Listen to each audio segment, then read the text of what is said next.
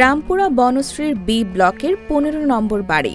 বাড়িটি ভূতের বাড়ি নামে পরিচিত। এটার বাড়ির ভিতরে আমি অনেক কিছুই দেখেছি, বাট এটার ভিতরে অনেক ডিজাইনের মূর্তি, হাতি, বাট অনেক কিছুই আছে এটার ভিতরে। আর বাট রাত্রে এখানে বিলাই অনেক কিছুই দেখা যায়, কালো কালো অনেক কিছুই দেখা যায়।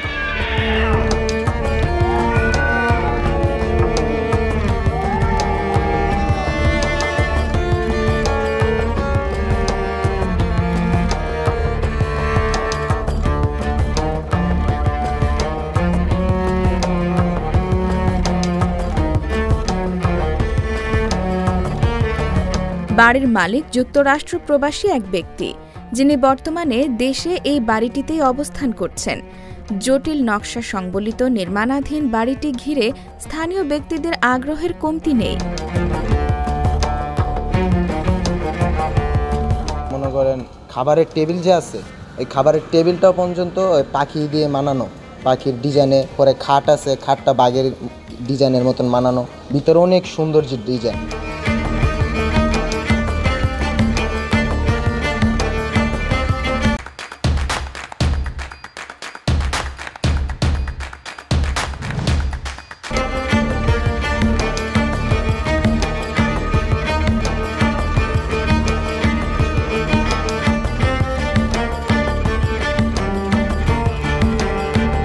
বাড়ির মালিক যখন ঢাকা আসেন তখনই বাড়িটির নির্মাণ কাজ চলে।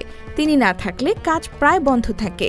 দিনের পর দিন নির্মাণ কাজ বন্ধ থাকায় স্থানীয় ব্যক্তিদের মনে নানা জল্পনা কল্পনার সৃষ্টি হয়েছে।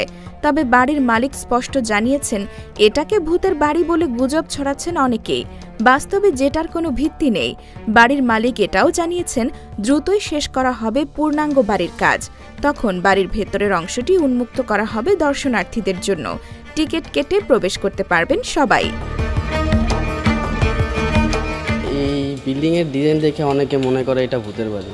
আসলে এখানে অলৌকিক কোনো কিছু হয় নাই বা ওরকম কিছু আমরা দেখি নাই। আসলে মানে জাস্ট হচ্ছে এরকম একটা ডিজাইন দেখে অনেকে এটাকে মানে ভূতের বাড়ি ভাবে। এটা মানুষের গুজব বাই করছে, এটা ভূতের বাড়ি বলতে এটা ভূতের বাড়ি, মানুষে মনে করে এটা ভূতের বাড়ি।